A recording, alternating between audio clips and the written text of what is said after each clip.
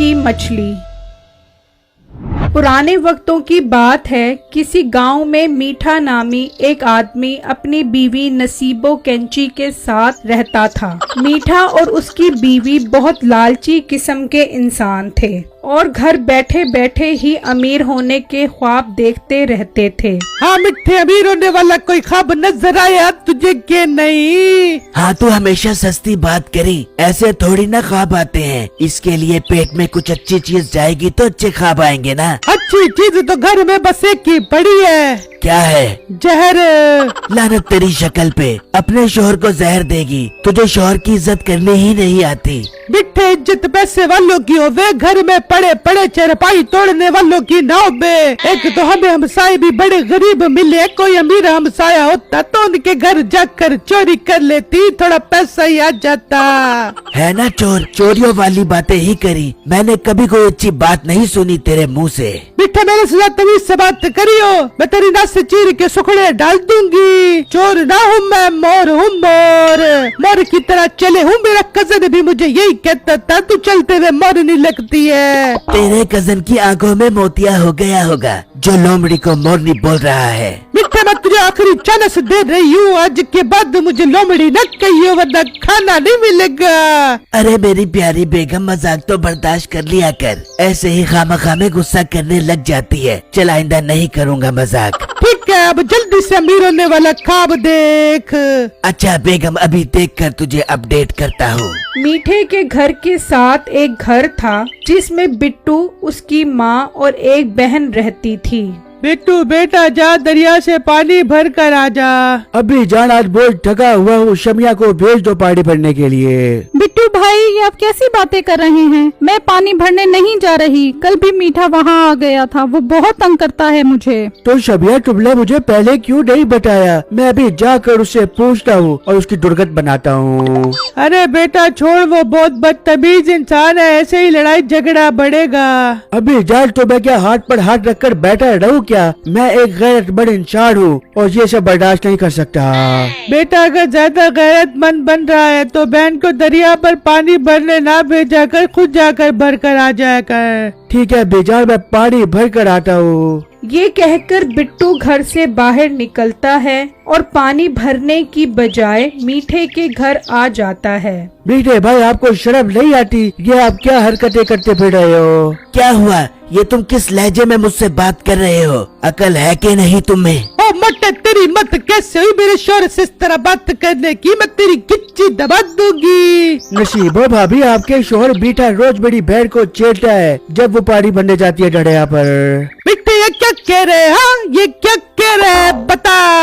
अरे बेगम, ये बकवास कर रहा है, तू इसकी बातों को सच समझ रही है। मुझे आज बहुत दुख हो रहा है कि तूने मुझ जैसे नेक और शरीफ लड़के पर शक किया। मुझे अब नहीं रहना इस दुनिया में, बहुत हो गई मेरी जिल्लत। मिठे, मुझे माफ कर दे भी हो, मैं इस मोटे के कहने पे तुझे पे शक किया।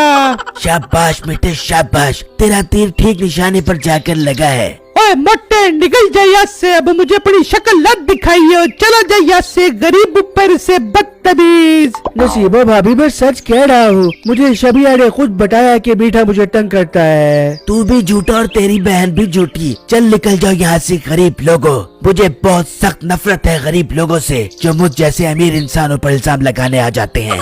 सुना नहीं, निकल जा यहाँ से, चल निकल जा। फिर बिट्टू उदास होकर घर वापस आ जाता है। अम्मी जान, मैं मीठे के पास गया था, उसने मेरी बहुत बेइज्जती की है। बिट्टू, मैंने तुझे मना किया था ना कि उसके पास ना जाई, तो फिर क्यों गया उसके पास? अम्मी जान, मेरी गैरत ने मुझे ललकारा था, इसलिए मैं वहाँ चला गया था उसे सबक सिखाने के लिए। बहुत अच्छा सबक सिखा कर आया है, खूब बेइज्जती करवा कर आ गया है। अम्मी जान, बेइज्जती तो एक अलग बात है, मुझसे गरीबी के ताने नहीं सुने जाते। अब मेरे जिगर पर छुरियां चलती है गरीबी के ताने सुनकर। बेटा, बस अब गरीबी हमारा मुकद्दर है, अब इस गरीबी के साथ ही हमें अपनी जिंदगी गुजारनी पड़ेगी। अब बेटा, पानी बिल्कुल खत्म हो गया, जा जाकर पानी भर कर आ। फिर बिट्टू उदासी की हालत में पानी भरने दरिया पर आ जाता है और वहीं बैठकर दुआ मांगने लगता है। या अल्लाह हमारी मदद कर, हमने बहुत गरीबी की जिंदगी गुजारी है, अब तो लोग भी हमें गरीबी के ताने देते हैं, तू हमारे हाल पर रहम फरमा मालिक। बिट्टू अभी दुआ मांग ही रहा होता है कि दरिया से एक मछली निकलती है।